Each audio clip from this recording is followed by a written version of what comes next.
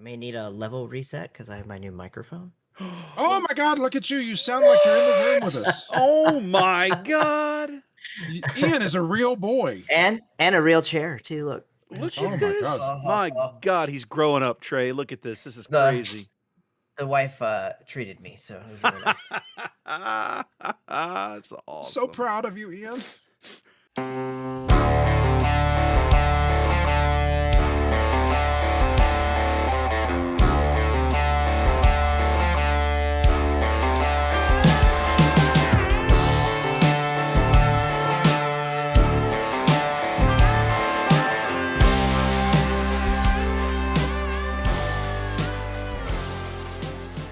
All right, welcome back, ladies and gentlemen, boys and girls, gamers of all ages. It's the On the Button podcast, episode 14. 14. Getting ahead of myself. I'm getting ahead of myself. Sorry, fellas. There's no way we will make 15. I No disagree. I have faith, Trey. I have faith. How you guys doing? I'm all right. I'm looking at myself in the camera. Man, I look a little ragged. I need to shave and something. I'm kind of gray. I gotta take care of myself. When you start getting the gray and the beard, man, you got to start grooming the beard just on the regular. Otherwise, suddenly next thing you know, you look like you walked off the set of Duck Dynasty or something. Yeah, I'm getting the distinguished look, but I do have to keep it up to date. You definitely have got the distinguished thing going. Definitely, for sure. What about you, Ian? Oh, I'm doing great. Just been working a lot to get ready for this weekend, so just tired. You sound so much better, Ian. What happened there? Oh, I got this awesome new microphone Look thing. at you. Look at that guy. Look What's at up, you. dude? So let's see. I don't care for it. I don't like it. You sound better than me now, and I'm go back. So let's see. This is All right, episode 14. let me find that. Let me dig the headset out. Episode 14 means we've been at this 26 weeks, so it's been 6 months, and Ian has invested in a real microphone. I love how you explained it earlier, which was you've been doing it long enough that your wife was like, okay, this is not a flash in the pan. You can finally invest in a microphone. Yeah, I think she finally got the idea that this is fun, and I really enjoy it. So good. I got the chair too. The new chair is fantastic. Look at you with your fancy executive chair. Very nice. I know. Can't wait to play a bunch of World of Warcraft in it. Sweet. Well, guys, it's been a busy couple of weeks in SWU, and of course, today they just had their the first kind of really big stream reveal spotlight decks. We'll get to that in a minute.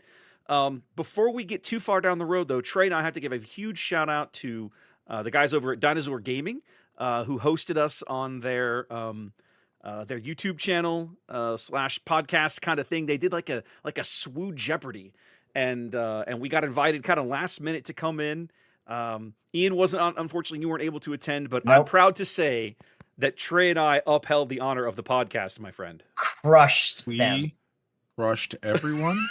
And we So dug bad. our boot heels into them and put when we got to Final Jeopardy, before a technicality changed it, it was we had $2,000 and the next person had negative 1,500 and the next person had negative 2,000. Yeah, it was basically You had you had what is considered the biggest Jeopardy insult, which is you won the game without Final Jeopardy. without Final Jeopardy. Yeah, exactly. if you actually played the game, they would have literally stopped the show right then and there. You're done. And there would have been no Final Jeopardy because there's nobody to bid against you Yeah. for points.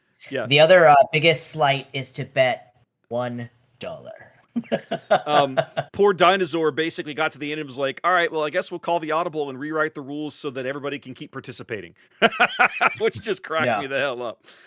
Some of those questions, though, crazy questions. Hard. The math ones. questions. Oh my God. I hated that category. So you know how when I play this game, when I play Star Wars Unlimited and I make a mistake and it loses me a match and I just agonize over it for ever and ever? I got a rules question wrong that I knew.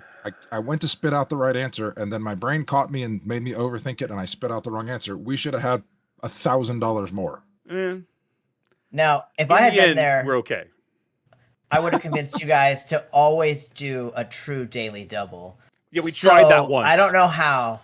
Yeah, I don't know how we would have done points wise if I was there because I love to gamble. So I would have been like true daily double, before anybody could say anything. The first time we did that did not go so well. Didn't go well. So we didn't make that mistake twice. So I gotta say, Wes, you crushed the here's 2 words off a card. What card is it category? Dude, Yeah. let me tell you something. That category was, I don't want to say I knew. I had a pretty confident going in because doing what I do with the casting and the card calls, and I spend a lot of time looking at cards, and I've always, going all the way back to the Decipher game, I've had this weird ability to, like, once I see a card a couple of times, you mention it, and my brain immediately will pop up a picture of it. I do not have a photographic memory, but I have this ability, like, if I've seen something, if you've told me about it, I'll forget it in seconds. But if my eyes have seen it, they'll retain that image for some reason. And so I have this weird ability to retain card text, and not every little detail, but like within 80% accuracy. And yeah, so that was a really good category for me.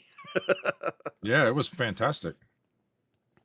Well, anyway, that was a lot of fun. So huge shout out to Dinosaur and those guys. We'll put a link to that. If you guys haven't seen that, take about 30 minutes. It's fun to watch. We were over there with the guys from Outmaneuver and the guys from Padawan Unlimited, and they were tons of fun. We hung out with them some after the show was done recording and just shot the breeze. Several of them had not heard Ian's epic tale from Galactics, so we gave them the condensed version. And it was a lot of fun. You can do better? Yeah, exactly. Yeah. Hold my beer. Let's go.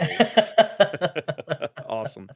Well, guys, we have spent a lot of time this set talking about draft and limited in Legends of the Force. In particular, each of our individual problems with yellow cunning, the cunning aspect in limited play in Legends of the Force. And we all got to draft Legends of the Force last week. We were all, you two guys were in a different pod than me, but there were, 14, 15, I don't know, we didn't have 2 full 8 pods. 12. We had like, I want to say it was 12. We had we two had six-man pods. We had like a 6 and a 7 or 2 6s or something. And so now that you've actually drafted it, and we've all now done some sealed because we did pre-releases, and now you've done at least one draft. Talk to me about your experience, Trey. Do you feel like your negative opinion of yellow is justified in this set? I am more confident of that than I am in my marriage. So, well, now, and I have a great marriage. Yes, you do. So, this is what happened in our draft. I sat down and I went, I'm going to open yellow, and I know it, and I'm going to open yellow, and I did. I got past every yellow card you could pass. I got past white yellow. I got past black yellow. I got past regular yellow. I got past all of it, and I got past the best card, and I was like, screw this. I'm not taking one of these cards. I forced red and green. I was forcing something. I may have used blue ring. I don't remember. But I remember, the only thing I remember is how I did, and that I just forced whatever it was. I wasn't set on colors until like almost the last pick of the first pack, because I shipped every yellow card. I shipped so many yellow cards. So when you do these drafts, if you're not familiar with it, you always pass left, and kind of you're set after you pass the first pack. You don't really change colors after that first pack. So it's that when I talk about that I shipped all these cards, I put the guy next to me in yellow, I put the guy after him in yellow, and I put the guy after him in yellow. And one of those, that's how many yellow cards I shipped. I shipped everything, and they were good. They were the good yellow cards. Ian was the guy next to the guy next to me. They all played yellow, and they all lost. And they are terrible. And I went 2-1, and I barely lost the end. I barely lost the end to the person in red yellow, but they only had like 5 yellow cards in their whole deck, and they didn't draw a single one in the game they beat me. So that doesn't count as yellow. That's how much yellow was in our pod. That was not the person that I was passing to. Somebody else was in yellow as well. So in this pod, I'll just go ahead and say it. I took the bait, right? I was like, I'm gonna prove Trey wrong. All these great heroism cunning cards are coming through. So I took them all. I ended up with like 3 Padawan, what is the starter card, the Padawan card that gives you the Force. I had like 3 of those, 2 Loath Cats, a Depa. Like I had everything you could want. And the first game I played Trey, he just crushed me so bad. It was ugly. It was so ugly. I won my other 2 games, but like how many of them were playing yellow? All of them. Okay, so there was a lot of yellow cards. There was a lot of yellow cards going around. I think both Trey and Mark were playing Talzin, right? Is that who you ended up playing? Mark and I were playing Talzin. I actually did have a fantastic play in this that I want to talk about. I figured out Mark. Yellow. I figured out Mark was playing Talzin like 2 picks in. So I started putting the Talzin card on top for him. Like, here you go. Here you go. Yeah. Just shuffling it to the top. Yeah. But yeah, no, I would say it's still pretty broken after that draft. Like I had everything. Well, broken means you good, would so it's want. pretty trash. Yeah, It's you pretty fanned trash. your Sorry, deck it's out. trash. If Yeah, you fanned your deck out, it was a sculpt of if you said, I'm going to draft the perfect hero yellow deck in this format, it was not And I far off played of it- that. and I played it with Obi, so I was playing that Padawan and then putting an experience token on it right away. Like it was working, but it just didn't work. So I don't know. I agree with him, 100%. So yeah, it is that. What about you, Wes? How was your experience in the draft? I was in the other pod, and I ended up drafting Snoke Red. I forget what my leaders were. I knew very early on I wanted to draft Snoke. But whatever leaders I had, I was like, this is what I want to play. And in the first packs that were going around the table, that very first pack, there were 3 Praetorian guards, and no one was taking them. And it was like, oh, okay, nice. I know what I'm doing now. So I ended up with all 3 of them. I had 2 plain and a hyperfoil Praetorian guard out of that first round. I ended up with a Grand Inquisitor. Somebody passed a foil Grand Inquisitor, and I was like, okay, sure. That sounds pretty good. I never even saw it. The games that I played, I never even saw the card, but I was like, I'm going to draft it. I had a ton of good green black stuff in there. I had one of the little space fighters. I had enough space in there that I had at least two of the 3 games I won just because I opened up with a whole bunch of early space units, and basically nobody ever had anything to do anything about it. And with Snoke, that's a real problem because, I'll give you an example. One of my games I opened with a Forged Starfighter and buffed it. And the next turn, buffed it and attacked. And the next turn, buffed it and attacked. And by the time the game was over, it was like a 5/5, And, and they never had anything to do with it. They never had a space unit. They had no way to kill it. And it's like, a single crushing blow just murders this thing. But if you're not in blue or you didn't come up with one of those, you didn't draft one, you're just eating it the whole time. It is real hard to kill giant dudes in draft. That's what ended up beating me. Was she got a Quinlan boss, and put the +3/+3 and discard a card when it attacks. Oh, and Battle Fury. Yeah. Yeah, and I couldn't do anything about it. Yeah. And I just tried. I was like in full on race mode, which is not how I played the other 2 games. Yeah, it's not how the deck was built, but I almost got there, but didn't quite. Yeah, so I did have one really fun play that I thought was a lot of fun. So I played Mark at our local store. He's really good. So my thing is I can't beat Mark. I think if we play a set of people, if Mark plays 10 people and I play the same other 10 people, we would come out about the same. Like we would both probably be 7-3 after playing those. We were both pretty good players, but I just cannot beat Mark. I've gotten a couple of times where once or twice it's because I made a mistake, and it's one of those mistakes that it's just a tiny little mistake, but I agonize over it because I feel like I should have seen it. And sometimes he just crushes me. So I played Mark, and it was the second round, and I was just I was saying bad words and saying how I was going to lose because I can't beat Mark. So we get to the last round, and I attacked with all he has to do is attack and kill me. Like I think I'm at 21, and he's attacking with somebody that's 7. And so, but I have the initiative, so I attack with Talzin, and I shrink the 7. And by shrinking the 7, he can no longer kill me. Usually you use Talzin to kill something, right? But in this case, I couldn't kill anything, so I shrank the guy from somebody with a something on him, and there was 7 damage something. Anyway, I shrank it to a 6, and so then Mark just hits me for 6. So I'm at 20. We all have 28 point bases, so I'm at 27. Now I attack with something that has restore 2, so I heal 2 of that. That's what I had to do this. I had to and by attacking with this to restore 2, it made his last guy, he can't, because he had another guy that was up that could deal 2 damage, but didn't, but me restoring 2 means that guy can't kill me. So now what Mark should have done is he should have claimed. He claims right there. And that's all he has to do. He claims and he wins. But I had 5 resources up, and I had a fistful of cards. But I don't know. I can't think of anything that I would have done with that would have stopped him from beating me on the first action. But he said that he forgot he had a 28 point base.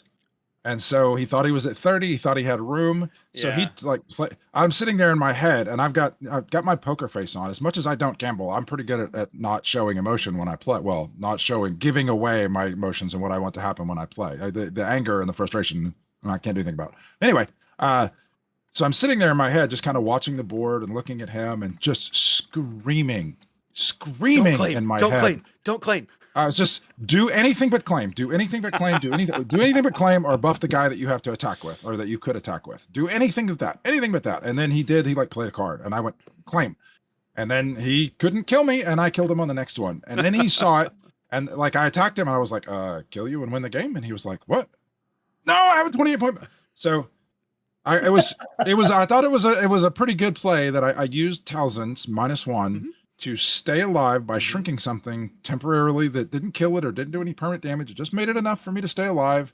And then I got to be the one who gets to point and laugh at Mark because he made the dumb mistake. Well, okay. So I was very excited about beating him. It was a pretty easy mistake. You say dumb mistake, but I think there's always a risk in claiming.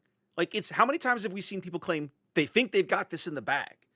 And they think all I have to do is claim and win, and that you have a way either to win that turn or to kill the unit they need to kill you with or something, right? Like, so claiming too early in a phase can also come back to bite you, even if you think it's the right play. I don't know. It's tough. It can be a tough call. It's interesting. If you know all the cards and the things that are going around, that if you have a good list of everything that's possible to do, I don't think that I think you can say definitively I can claim here. And I think that and after talking to him afterwards, he just missed it. And he thought that he thought he could serve because he was at 25 at that point, and then I attacked with Talzin and kill him. That's what killed him. But he thought he had 5 left, not 3, and that's why he played something else. So the 28 point bases definitely messed some folks up. We had a couple of guys drafting in my pod that were actually, I think about half the pod was brand new. Had never drafted before, are fairly new to the game. Ooh. And so no, there's nothing wrong with it. Like, for starters, draft is a great way to grow your collection because everybody's opening cards. It's also a great way to just see more cards. And then, but the flip side is these guys had never played like limited environment before. And when we were explaining to them, no, all the bases are 28 points. They're like, what? I was like, yeah, all of the common bases, everybody you play will probably have a 28 point base. They might have a 25 point base, but probably not, because the 25 point bases are kind of dodgy, especially in sealed, right? So yeah, dodgy's a good word. Dodgy, yeah, there you go. Just in general, it's a great word. One of the things that I discovered, this was my first time playing Snoke in draft. I had played Snoke in sealed in one of my pre-releases, and I'd done okay, but man, he's way stronger in draft. When I have the ability and the opportunity to ensure that I'm grabbing villainy units, doesn't even have to be necessarily. It could just be plain villainy units, like just regular old black units. Even the regular villainy units in this set are good. The Fallen Jedi, the Army of the Dead, the Stormtrooper, the Sand Trooper Cavalry guy. That's 2/6. Oh, that guy's great. That's a great unit. So like, just even any opportunity to focus in on drafting villainy units just gives Snoke a leg up. When you play him in sealed, you're totally at the mercy of what you open, and chances are you won't have more than, I don't know, maybe I'd guess around 10 or 12 villainy units in whatever you end up building. Whereas in this draft we did, like every unit I had in the deck was a villainy unit. There was almost nothing I couldn't use Snoke on. It was awesome.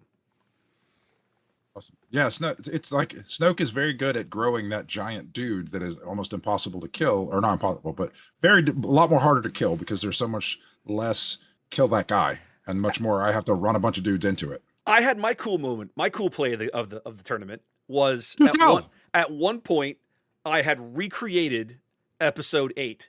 On the board, I had Snoke flanked by 2 Praetorian guards who were both Sentinels. Oh, that's cool. And I was like, look what I have achieved, ladies and gentlemen. I did it. Nicely done. Nicely done. And you did have them laid out in that order, I did. right? Like Just it was funny sure. because I wasn't like, that was the order they got played in. I had one on the board, then I deployed Snoke, and then I played the other guard later in the round, and it was like, hey, look what I did. So yeah, that was kind of fun. It's like, just like in the movie. So yeah, I was really proud of that. Well, guys, we are now officially well into Legends of the Force, which means it's basically coming up on spoiler season. FFG today started things off with their first live stream of September, looking at the Spotlight decks for Secrets of Power. And as a prelude to all of that, because they've gotten into this really bad habit of like, we're going to have a stream about this thing, but we're going to start off talking about all this totally unrelated stuff that we should have probably already told you weeks ago. So today's stream, they started talking about the organized play stuff that's going to be available at sectors and regionals, because of course only the dates and everything for sectors and regionals were only announced a couple or 3 weeks ago, and they told us, look, silver packs and black packs are coming back, but they didn't tell us what was in the packs. Well, today we found out what was in the packs. Now, one of the things that I was really hoping they would do, the template of the way the cards looked coming out of the Galactics, that framing that they used, I was a huge fan of that. And I'm excited to say they've kept that, and they're going to carry that forward for the cards they put into these packs for sectors and regionals. They revealed what they were going to be. Let's see, there was some good stuff. The silver packs, of course, we won't have a regionals in the U.S. until 2026, right? There won't be one. The only regional that's going to happen this fall is going to be in Europe in October. They actually call it regionals. It's not like sector overmaster. Nope, regional. Nope, ring something or other. They're calling it a regional championship now, is what they're calling it. Yep. But the sector qualifier packs, the silver packs, they have alt art versions of all 4 of the original double aspect cards from Spirit of Rebellion. I'm so looking forward to those cards. They look really good. And one of the comments that Tyler Parrott made on the stream was that because they were, some of these cards, of course, they're printing these alt art versions long after the official art has been approved and the cards in print.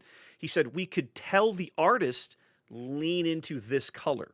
So these are full art cards, but the aspect color is very prevalent. Like the command card with Mon Mothma is gorgeous. The aggression one with Kylo is also very, very, very, very good looking. So like these are really good cards. And then they've chosen some other stuff. You've got Planetary Bombardment in here. Nice. You've got Wrecker, HK-47. I really love this, the art on this HK-47. Oh, it's Johnny Morrow. That's why I love it. I just noticed. So yeah, there's some really, really good cards in here.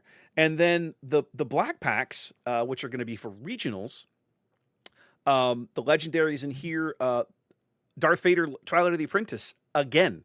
So he's going to have 2 different versions. This one is like the gold framing because it's from a regional, but it's the same art. I think it's the same alt art that we saw out of the Galactics. I don't remember. I'd have to double check.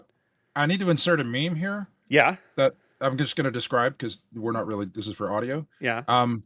I don't know the difference between black packs and silver packs, and at this point I'm too afraid to ask. I'm not, so I'm asking now. Okay. Like, what is the difference? Is it just making a second day?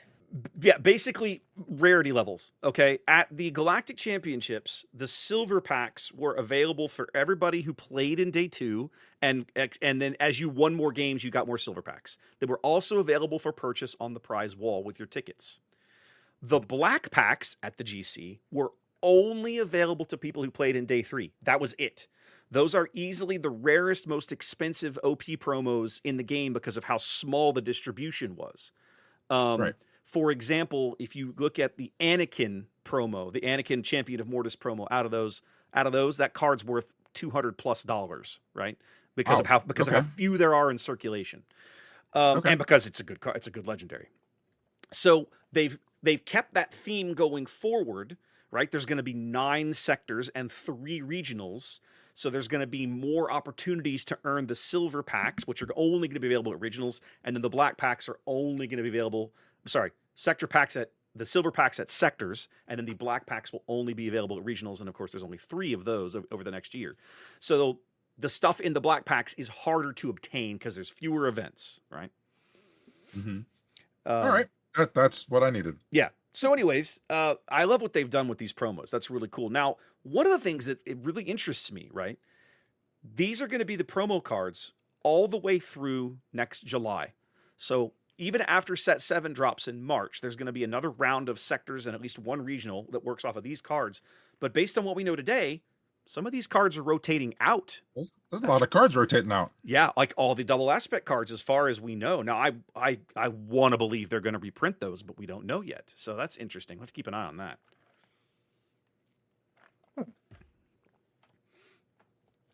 All right. That's strange. Yeah, I'm curious. I'm wondering when they're finally. They didn't really get into this today, but at some point they have to start, and it'll probably be after set 6 drops. The two things that there's going to be all kinds of questions once set 6 is out and on the street about the Eternal format, rotation, and reprints. Those are going to be on everybody's mind as we go through leading up into March. Like from November to March, that's going to be a thing. We'll probably find out 2 months after set 7 releases. I will decline to comment on the basis of Mama told me not to say mean things if I don't have nice things to say. All right. Now, continuing on that stream, they then played a game with the new Spotlight decks, Padme and Palpatine, Chancellor Palpatine. Ian, did you watch any of this? Did you get to see some of this? No, I didn't watch it, but I saw the cards. You looked over the cards. Anything interest you, stand out to you here? What are you thinking? The new mechanic of show people what's in your hand to do an effect. I don't know if I would ever want to play that. Like, to give away what's in my hand. My only thought is like, sure, I'll show you these 2 cards because I'm going to resource them, I guess. But like, to give away what's in your hand just to get an effect seems strange to me. So I don't really understand that. Have you not played Blue Control ever? Lieutenant Chilton? Well, yeah, but that's 1 card. Like, you're talking about, like, there's a lot. They didn't show a lot of cards, but there was like 6 or 7. So it's a pretty big function, I think, in this set. Like, there's going to be a pretty good amount of those cards if that's just within the Spotlight deck.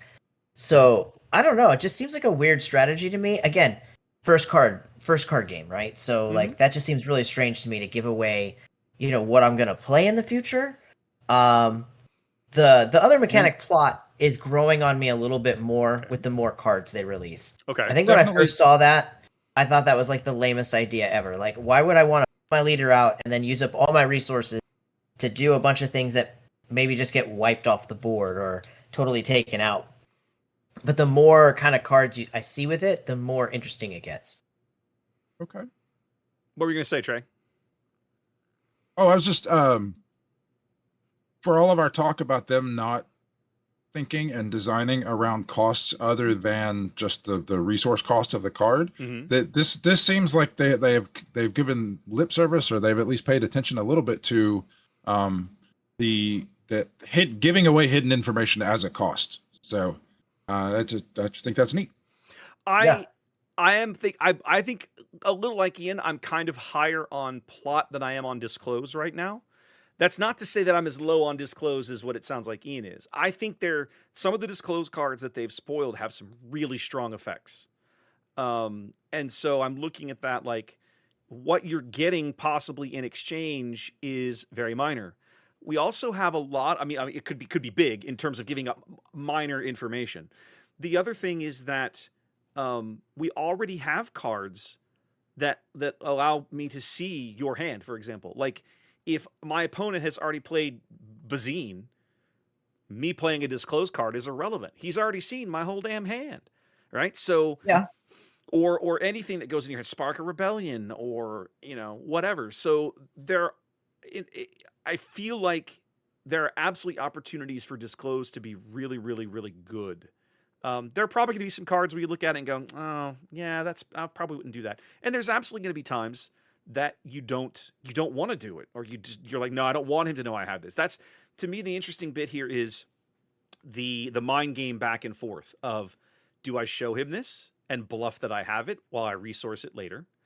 Do I even want to? How do I resource? One of the things that Tyler pointed out, because he had played a card that required him to disclose, I think, or he was going to play a card that required him that had a disclose effect on it that was green, white, and so he then resourced the one yellow card in his hand so that when he played this other thing, he would still have green, green, white in his hand. And so I thought that's interesting. I hadn't thought about that, but again, if you want to trigger these effects, that might drive your resourcing decisions. There's all kinds of things about it. I don't know that it's going to make it in the long-term game, but I think it's going to be interesting to see how it plays out in the limited format over the course of the set. I'm looking forward to seeing more of that. I like the idea of it. Plot to me has much longer legs because plot is not leader restricted. One of the things that they were pointing out was that some of the cards, they wanted to make sure that they weren't exclusively good with just this particular version of this leader. The Anakin unit that comes in the starter deck that triggers off of being able to have Padme Amidala on your side of the board is one of the examples, right? They were like, he basically said this card originally had plot, but then what if I want to go back and play it with set 3 Padme? Well, then she doesn't. So she doesn't really work with it. This card feels kind of crapo. So we took that around and we just made it just a generically better card or generically more useful card and moved the plot keyword somewhere else. I think plot has the opportunity, the ability to possibly shore up some leaders that are kind of perceived as a little weaker. Two of the cards they've showed us are unit upgrades. Basically, one is called Unveiled Might. It's just a 4 cost that adds 2/3 in green. And the other one was it was a simple 1/1 for +1/+1 for 2 cost in yellow. And I look at those cards and I think, how many times have we talked about leaders that have the stats and you're worried about them getting murdered when they flip? Now possibly you have a way to move around that. Yeah. I think that's interesting. I think that's interesting. I think it opens up the possibility. I won't pretend I've spent any time thinking about this because I haven't. But I think there's going to be leaders out there that people go, oh, when I combo this +2/+3 with my leader flip, now I can, hey, this is really good. I don't know. I think it might be fun. Nice. I thought it was interesting that Hidden was back. Well, they said Hidden was going to stay. Yeah. Hidden is now on the evergreen list of things. Another thing that has made a comeback is or 2 drops with 4 butts. Yes. 4 health. Yep, those are still around. The other Adding thing, more of them, you can build your deck out with more of them. Drops. The other thing that's come back is capture mechanics. There are capture cards in this set. Nice. Which is interesting. That makes me think there are cards, I haven't looked at them yet. There are cards that capture something, or there are cards that care about whether something is captured. There are cards that capture things, and they're not reprints. They're new cards with new ways to capture units. So even though set 2 is going to rotate out, the capture mechanic is going to be with us longer because we're printing it here in set 6. It's going to be with us. You think there'll be a smuggle card in this set? I don't think so. I think they smuggle card. No, I doubt that. That would make too much sense. It would be great if they would put that in set 7, though. Yes. It would also go with the theme of set 7. The title of set 7 is A Lawless Time. Okay, well, let's put some smuggle in it, baby. That's all let's of go. Star Wars. Yeah, that's all of Star Wars. Let's put some smuggle in it, baby. Let's go. Bring it back. One of the other reasons that I like plot, and I think we've touched on this before, it's got kind of a faux smuggle feel to it, right? It's being able to take cards that you earlier resourced and get more value out of them. Now, unlike smuggle, plot only works on the moment I deploy my leader, as opposed to I can just play this card from smuggle whenever I want. But I love the idea of being able to take cards that I previously resourced and get more value out of them somehow later in the game.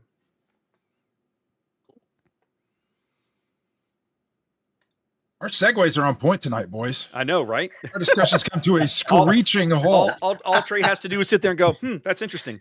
That's interesting. Well, that's probably on me, but that's okay. Still. Ian, you've got some notes in here. You want to talk about Schwinn's sons. You mentioned this briefly, so talk to me. What do you talk to me through your thought process? What's going on?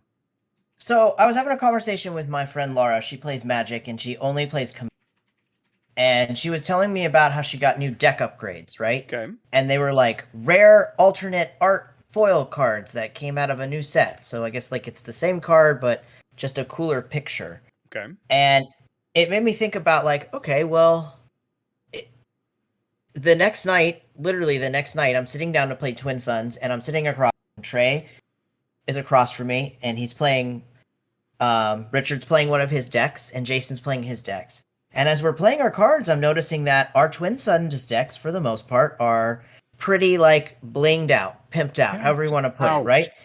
So like Trey's playing mostly hyperspace foil cards, a few hyperspace cards. I think the worst thing I saw him play was a foil. Like I didn't see a single rare card. And Jason's the same way. There are no foils. There's promos and hyperspace only, sir. Maybe some prestige. Okay, my bad.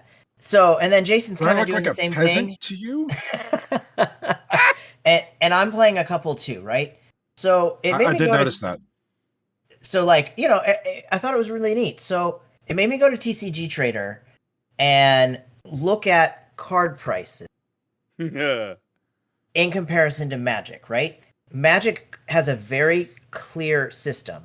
The common is the lowest, like the regular print of the card is the lowest cost. And then its foil version is worth more. And then if it's any sort of alternative art, it jumps exponentially. And then if that is foiled, it jumps like off the scale of price. Especially if it's a playable card. So I just looked up a few playable cards to see what the difference was. And if Twin Suns is a healthy game, in theory, we should be having kind of the same thing. So this is what I learned. You can take a card like Luke Skywalker, the pilot or ground one. Okay? His regular card will cost you $6. Okay. On TC Trader right now. His foil version, $4.50. Correct. Complete opposite way. And in theory, that is more rare than the other card. But nobody cares. I've had this bitch about it for the whole game. I believe that they added regular alt version foils just as a box to tick without putting any thought to whether they should have it. And I don't think they should have it because nobody cares. Because if you want the nicer thing, you're going to skip and go to hyperspace or hyperfoil. No, but I deal in singles, and almost nobody cares about the foil cards. But the same thing being, the hyperspace card, which should take a jump over at least the regular card, is 50 cents more than the regular card. Okay. And then you make it foiled and it's worth about $1 more. Mm-hmm. So there's not like a huge jump between the difference in the rarities. So now which makes me very worried that my favorite format, Twin Suns, does not really have a support community. And that it's not really been being played because blinging out your deck for Twin Suns is not there, maybe? Like, I don't know. It makes me worried about my format if the card prices kind of sit that way. The singles price problem you're talking about has nothing to do with Twin Suns. Nothing.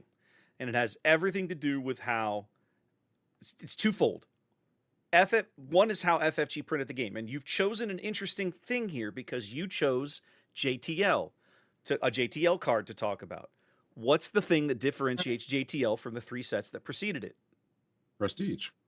Carbonite. Oh, yeah. Carbonite. So now there are way more hyperspace, hyperfoil, and regular foil versions of any given card in circulation than there were for the 3 previous sets. Okay? There's another component. There's several other components to this. One is, in Twin Suns, how many copies of a card do you need? Just one. Just one.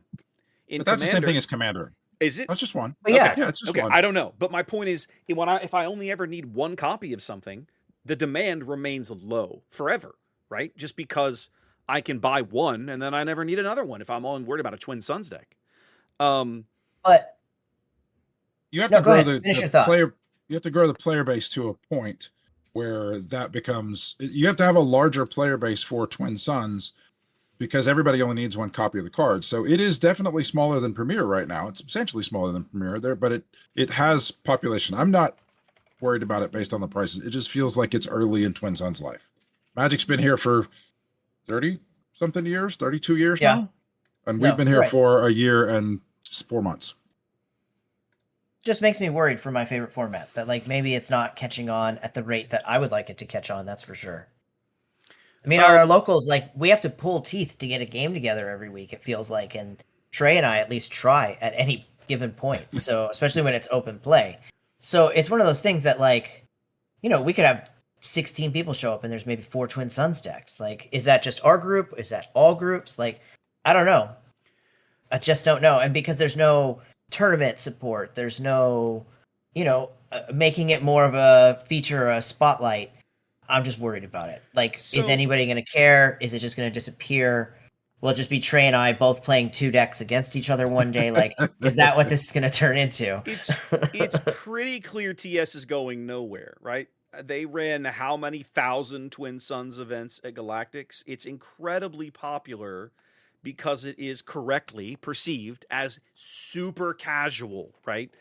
It's what where I struggle with Twin Suns is I have to learn not to take it seriously, right? But when I sit down across from somebody like Trey who takes it super serial, how can I these things clash in my brain to where it just makes me angry, right? Well, yeah. No. Like in the Trey aspect, like what I'll say is he sees things before most people at the table. I hit him last night to win the first game, and as soon as I attacked his base, he saw it. I had saw it maybe 1 turn ahead of him, and he's like, "Oh, you missed your math by this one thing." But he saw what was going to happen and how I had laid it out, I guess. So yeah, Twin Suns is more casual, but like with the more competitive people you play with when in Twin Suns, the more interesting the games are. I think. I don't know. It's just my favorite format. You can have a social game where everybody is pretty good at the game and they can see everything. Like when I play the cards, I am super competitive. Like whatever I'm playing at, I want to win. But I can also go like hang out and have a beer and talk to people, but that doesn't really shut off my brain. So it's not a question of am I leaned over the table and it's win or I have a bad time, or I don't care about any of this. Why don't we just throw the cards in the air? Like there's a happy medium where I can be there and chatting and talking and like having a good time, and if I'm in the right circumstance, have something to drink, and then also like going through the motions and playing it, trying to make the correct decisions and like trying to make the most effective decisions. Like I can do both of those things, and that's why I have so much fun with it, is because I was having a conversation. We had one of the guys that came out last night, Michael. He's one of the he top 8s all the big events.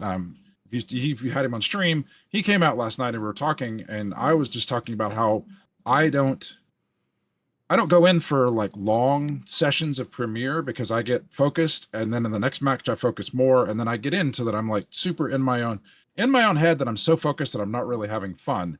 And so I like Twin Suns because I can put myself to the test to make all the correct decisions and try to juggle all the variables of even more people at the table, while also sitting back and talking smack and having a good time and being social about it. So having the social aspect of the game that I'm trying to do well at, but don't have to do well. Like Ian won last night. He won the first game, and I thought it was amazing. And it was no sweat off my brow. I wasn't upset. I was excited for Ian for winning. I thought it was cool how he pulled it off and set it up. And so like got a double kill with, took down 2 people. Look at 2 people in 1 turn. He got us both. Yeah, 2 people in 1 turn. Yeah, double kill.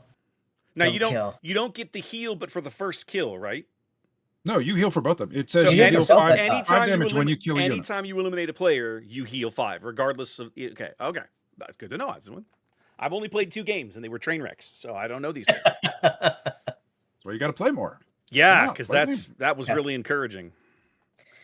It's good to know that maybe the format isn't in trouble. Like just between the 2 conversations I had and then coming today, I was like, I've got to hear some different perspective, because in my head I'm thinking, man, Twin Suns is just doomed. Like, so it's me and Trey playing, and I'm gonna be like, oh, hey, that Fleet Admiral you played was great. Like, here's the first thing I would do to help assuage your fears. First thing you need to do is separate the idea of singles prices being driven by Twin Suns. They are not. Not in this game. Not even close. Okay. Singles prices in Unlimited continue to be driven by the competitive players having to build decks, and you can see it anytime there's a big event and a big deck makes an unexpected splash. There's a spike in the cards that drive that deck in TCG Player. 100%. Okay. Now I have to presume the same thing happens in Magic. I don't know, but it absolutely happens in Unlimited. Now I'm going to go back to the point I was making earlier. Okay. You were talking about foil prices, particularly the plain foil prices, being depressed compared to the regular card. We've briefly touched on this before, okay? But that is largely because, if we accept what I just said is true, that single prices are driven by the competitive player base, foils are viewed by most of the competitive player base as a liability because they are more likely to pringle and warp and then get you disqualified from a tournament. We've had people take game losses for playing with foils in their decks at PQs and sector qualifiers. And as long as that continues to happen, competitive players are not going to want to play with foils unless, and we've seen some of this, they foil the whole damn deck. In that case, it's almost impossible for the judges to say, well, your foils are clearly marked cards, because every damn card's a foil. So then if a couple of them are pringled, well, then it doesn't matter. You know, it is what it is. Good point. Now, to further the point I was making about the alternate art versions, I went and while we were sitting here, you guys were chatting, I went and pulled up a card from Shadows of the Galaxy. Let's talk about Maul, the set 2 7/6 ambush overwhelm Maul. I'm going to use him as a basis here for this comparison because that is a good, solid, staple rare, right? Just a regular Joe Blow rare, same as your Luke, okay? Mm-hmm. The regular, now my assertion is that the reason those alternate art Lukes are so weirdly priced is because the Carbonite pack market floods the market with all these other weird alternate art things. Okay. If you go back to Maul in set 2, he didn't have this Carbonite problem. A base regular rare Maul right now is listed about $5. Okay, that's pretty reasonable for a nice, solid, playable rare. His regular Joe Blow hyperspace non-foil version, $15. His hyper foil version, low end, about 27 or so. Let's see what's the foil worth? What is this regular rare? Regular foil. That's what I'm going to find out. Yeah, what's this regular foil? I'm betting 8 cents. No. It's going to be. Let's have a look here. Let me pull it up. Probably 556. Let's see. Survey says about 7. So it's a little more. But again, in this era, the foils truly are a little more rare. But it's not going to be a big jump in price because they're not highly sought after. You know, years ago when I played Star Wars CCG by Decipher, they didn't start foiling cards for years. It wasn't until 4 or 5 years into the game they started printing foil versions of the cards. Now, when they did that, the player base went crazy for them. Foils were the thing and I hated them. So it was super easy for me to get them and trade them away or sell them or whatever. But man, it was a big deal. Unlimited coming in and foiling the bejesus out of everything right off the bat. And it's not that there's just, you know, every single card has a foil version. Well, that's a lot. That's a lot of chaff. How many times have you been at a draft and you walk away and there's a pile of commons in it? There's foils in it. Nobody cares. Nobody cares. Every time. Every single time. Every single time. Now, for me, you guys talk about blinging out your Twin Suns deck. Twin Suns, for me, is the one place I'm actually interested in foils because I only ever need one.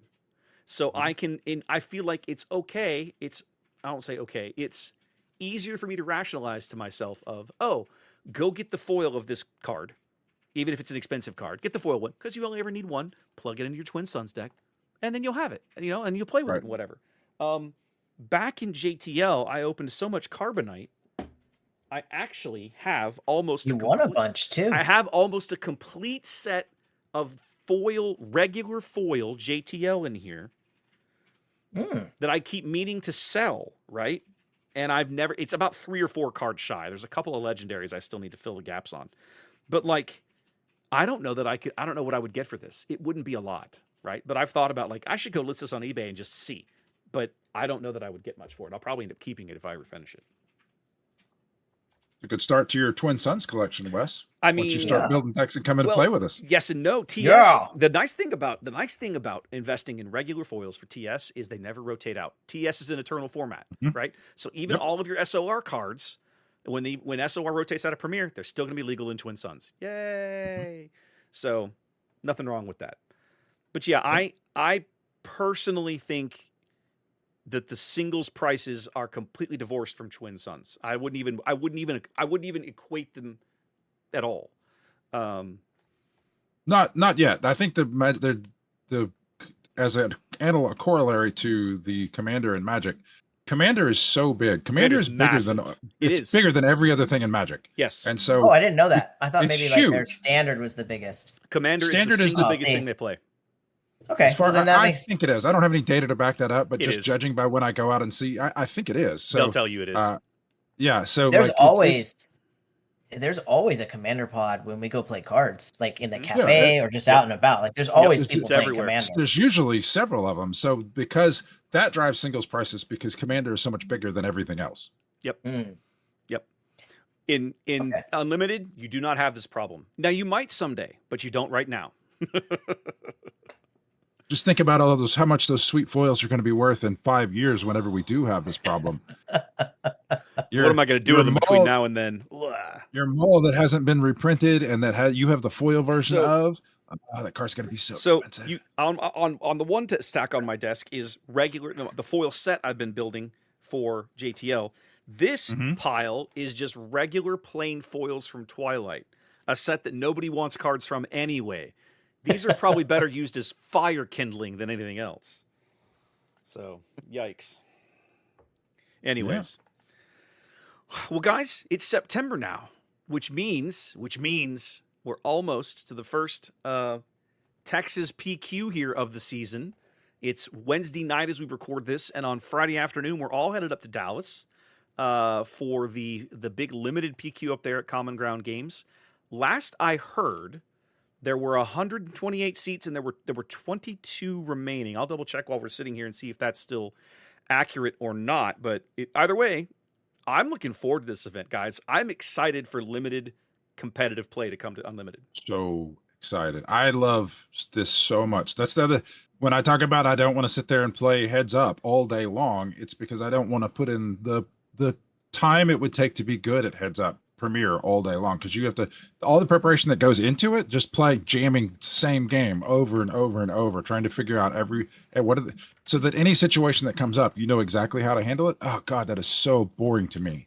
So that's what, oh God, I love limited, because it's such it's a huge tree of decisions and possibilities of cards that you have in your deck. And so it's such a wide variety of things that can happen, because there's so many different cards on both decks and how they go at each other, that it's all, not all, but it's a lot on the fly thinking. It's a lot on the fly being creative and figuring out how to solve things in the moment, which means I don't really have to prepare for it. So I can go have a life outside of this and then show up and play. Now there's some value to having seen the cards and been with the cards, but I don't have to just jam the same game over and over and over and like have that be my preparation. I just play the cards and like them. I love the deck building aspect of it. Like that's the best part. People are going to come up with some crazy stuff, or maybe something really basic and simple wins. Like you just never know. It's gonna be fun to watch. So are y'all doing anything special for this one? For the limited? So Ian's gonna be my Wes co-caster. has got. Yeah, I jumped at that like immediately. Like was as soon like- as he's like, "I'm doing Dallas," it's like I want to He's like, cast limited, this. let's This go. can be so fun. Yeah, I've been working he's with got crazy ideas. Yeah, He's got it's gonna be good. crazy stuff going It's on. going to be good. I've been working with the head judge to talk through some things. We're going to get a couple of volunteers to come open their sealed packs. Trey's like, I volunteer to distribute. We knew you would. Volunteer distribute, build their decks on camera. Obviously, with the top-down cameras, I'm going to put up a couple of DM screens so that the two players can work opposite each other, and we'll just look straight down at what they're doing. Okay, so you guys will open your cards, log each other's piles, hand them back, and then go to work on your decks. And we'll just kind of observe that process and make some comments along the way. Of course, during all the Swiss rounds, it'll be like my regular coverage. Of course, I have the advantage.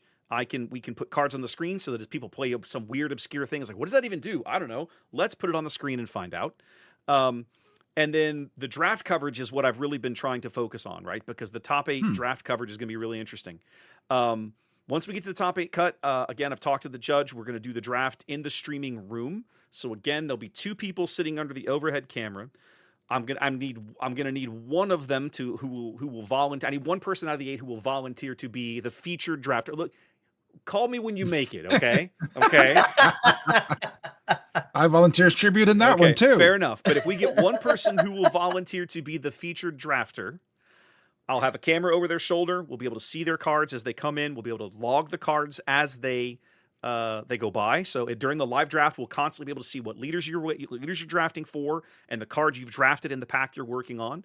And then when the pack is done, we'll save that pack and put up a clean slate and draft the next pack. And at the end, I have another screen. I call it the report card screen. We'll be able to see your leaders and every pack you drafted, 1, 2, 3, all 42 cards you drafted. Oh. And then we can go, okay, so this is where they're starting. And then from then, we go back to I'm looking over top down, and we're going to look at guys build their draft decks as well. So I think it's going to be a good time. It's going to be ESPN quality crap going on, man. It's going to be sweet. I can't wait. I really hope that Trey does build his deck on camera because he mumbles to himself when he's making his cards. I've sat across from him. I can't count the number of times doing between draft and pre-release and everything. And he's not saying anything, but he's definitely like, I just can't wait. I'm going to Mystery Science 3000 the crap out of that. And it's so funny. It's going to be so fun. But it's going to be fun. I mean, I can't believe you've got cameras set up to watch them build their decks, to watch them draft. Like, that's crazy. Like, that has to be first. So that's awesome that you have those camera angles worked out. The deck building stuff is easy because it's just the overhead camera, right? So it's just a matter of the beauty of having the 4K camera overhead is that I can get full resolution and still zoom in on just the mat area. And so as long as I basically tell guys, hey, look, just work on the mat, please, and we'll be able to see what you're doing. Yeah. And I've got a couple of Star Wars RPG Dungeon Master Game Master screens downstairs I'm going to bring so we can set those up because I'm sure that the judges are going to be like, they can't see what each other's doing. That's fine. We'll take care of it, right? A regular pre-release. All the other people are going to have see? Dungeon Master screens. People sitting at the regular tables are going to be sitting across from them. But you'll have them, just in case. Especially at draft time when the people are building their decks. Yeah. Okay. In the sealed version, I don't know that it matters all that much because, you're building your sealed deck across from somebody, but that everybody else in the room is doing it. So I'll check that with the head judge. But certainly at draft time, we want people to be able to build their decks kind of in peace, right, without having people look over their shoulder, and we'll figure it out. So, but in any event, I think it's going to be a good time. A huge shout out to my Patreon backers. I'm also managed to get hand cameras working. So I have all of that available now. I can clip a camera to the chair, look over the player's shoulder at their hands. So while they're playing the game now, we can pull their hands up and see, we can look at possible resourcing decisions and all these kinds of things. So, the tech is the setup is continuing to improve. I can put 5 cameras on the screen at once now. I'm pretty excited about that. That looks pretty fun. Wow. Nice. Yep. We can have the 2-player cams, the overhead, and then all the hand cams can come on at the screen. And the Stream Deck, the guys that do that programming, that software, have added some more functionality I'm starting to take advantage of, which helps kind of streamline how that comes together a little bit. So yeah, I'm way into the weeds here, and I haven't even gotten to like vertical overlays yet, which is something else that's on my list. So I have a lot of things I still want to continue to innovate and do in this space. But for now, the goal is to make draft look good. Well, I'm actually really looking. I won't see it because I'll be playing in this draft, but I'm looking forward to going back and watching your coverage of it so that I can see what all you've done with it. And it occurs to me, the one thing that I learned from watching the guys, the late night guys work the one in Chicago, because all the deck lists are done by hand, there's no leader info available, any of that stuff available in Melee. I need to make myself a note. I was going to talk to the head judge and see if, hey, in between rounds, like before, over the first few rounds, can you guys like just put leader and base info in for each player so we have it available? But we'll see. Hopefully they can do that because it would be great to be able to look at the field and see what folks are playing, see who's got the balls to try some weird off-ball leader like Revan or Anakin or something like that in this format. I think it'd be just don't. To help Trey, I mean, I guess, play those terrible crud leaders. I want to see my boy in the top 8. Anakin. Play Morgan Elsbeth. Anakin, leader. I'm kind of down on. If you could pull enough decent villain cards in the right color to build a villain deck around Revan and Snoke, in my mind, aren't that far apart in terms of how useful they are for what they do. The trouble is in sealed. How do you make them work in sealed? In draft, there's that possibility. But in sealed, I think they're almost impossible. Yeah. Revan and Anakin go right in the don't play this crap pile. Pretty much, right? Yeah. One of the other things that I had you guys do that's going to give us some talking head fodder over the course of the event, Ian, is over on our Houston competitive Discord for the game. One of the guys had made some little tiered lists where he had gone through and ranked each of the aspect colors. Like you see this in a pack, you grab it, or this is pretty high priority, or it's not a bad card, or all the way down to this is an unplayable coaster, right? To quote Bobby Sapphire. And I had you guys do that for each of the aspects, and then I'm going to do one, and we'll have all of those available for us to just, we'll use those to kill time, Ian. We'll talk through each of the aspect colors before we get to draft about, the kinds of cards that you might want to see, might not want to see, and so on and so forth. I was tempted to put every single yellow card in the unplayable coaster pile, but I will say that I spent a little bit of time thinking. I actually have one of them being a first pick card, just because I would play it out of aspect. And so whatever other color I'm playing, I will play this. I actually really want to know, but I'm not going to go look right now because it'll spoil the surprise for me. So I'll look later. Yeah. I looked at Trey's list. Him and I draft completely different, so it might be why he always kicks my ass. So that to me is one of the other things, the other values of this exercise, right? Because you're going to have three different perspectives, I think, of how people view cards, the mindset you go into with the draft. I've had conversations with local competitive players talking about, like even Trey a few weeks ago talking about, well, you're never going to see, no one's ever going to pass you a Qui-Gon, and yet it happens. That's not what I said. That's not what I said. I said you can't form your opinion about the color because of a legendary that you might get once in every 60 drafts. I agree, but my point is that when you see it, if it and combined with all of the other stuff that was going by at the time, it became very clear that if I was to call the audible and move into that color combo, I would literally have the pick of the litter. I could have any yellow white card that came across that I wanted, which is eventually what happened, right? So yeah. Anyways, this is going to be good times. I'm looking forward to this. I'm really excited that that we're doing limited and that we're doing it so close to us. I'm also really excited for the venue. I think I was having this conversation with you, Ian. The Common Ground Games guys have made more of an effort to connect with me in advance than any other store venue I've ever worked in the sense of I've had 3 different calls with them to talk through where we're going to set up, how's it going to go, what do I need from them, if anything, I have questions. Here's the gear that we have in the store that you're welcome to borrow, right? That kind of stuff. Nice. And yeah, it's been amazing. So I'm looking at this venue going, boy, I hope these guys keep getting PQs. I'll just keep going back here. This place is awesome. my first question to Wes is like, hey, what's the food situation like? Because we like sometimes we don't have time to grab any food because like game ends, next one start, game ends, next one start, and like that happens like almost every time in the middle of the day, and especially as the rounds go longer, the games get a little longer because people are a little more tired. They're making decisions a little slower. So, and Wes is like, bro, they're going to let us DoorDash. There's going to be pizza. Like, he's like, they're hooking us up. I'm like, yes. We learned a difficult lesson in Denver. And I have taken that lesson to heart and learned to ask that question now. Pot stickers, baby. It's one thing going to the pot stickers. Exactly right. It's one thing going to Dragon's Lair where I know exactly what's going on, and there's literally a restaurant, 30 steps away in the building. Okay, that's easy. And I've gone now, going to Austin now. I know, there's restaurants literally in the same parking lot, so I can put in a to-go order and walk over there in between games and grab something. We did that last time. But as a new venue, I'm like you were pointing out, I have to ask this question. And the first time you work someplace, there's always this open question of, okay, how do I, I'm going to be there 12 hours, same as the judge staff, but they're probably getting fed by the store. Do I have to look for my own? How do we deal with this? And so on. So there's a lot that goes into all of this. But it's a ton of fun. So anyway, Dallas this weekend, I'm excited. This is going to be a good event. This is going to be good stuff. So carpool should be fun. Yeah, you guys are going to carpool. You guys, I'm going to be I guess I'm just going to be the third wheel. I don't know, but whatever. We'll figure it out. Head up there. Yeah. And there's the chance that this is the last podcast. If there's some terrible wreck and sorry. Whoa! Like mom and dad taking the same plane.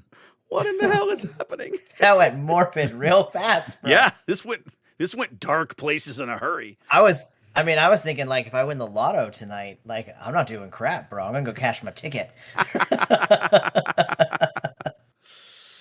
Oh my goodness. All right, guys. Well, that's all we had on the agenda. Anybody got anything else we want to hit here? We want to call it a day. No, I'm good. Ian, you got anything? I got nothing. We covered Cool. my twin sons thing that I was We worried did. about for the last 2 days. I'm I'm would, actually feeling much better. I would sleep Sure, well. sure. I think you're going to be fine. I think you're going to be fine. All right, guys. Well, listen, thanks for tuning in. Thanks for hanging out with us. Do us the obligatory favor, the like and subscribe thing that we always have to ask about. And Trey still has his fancy bot set up. So if you guys want to connect to that and join the little channel network where you can chat with us in between episodes, we can absolutely help you set that up. Just let us know. It's no big deal.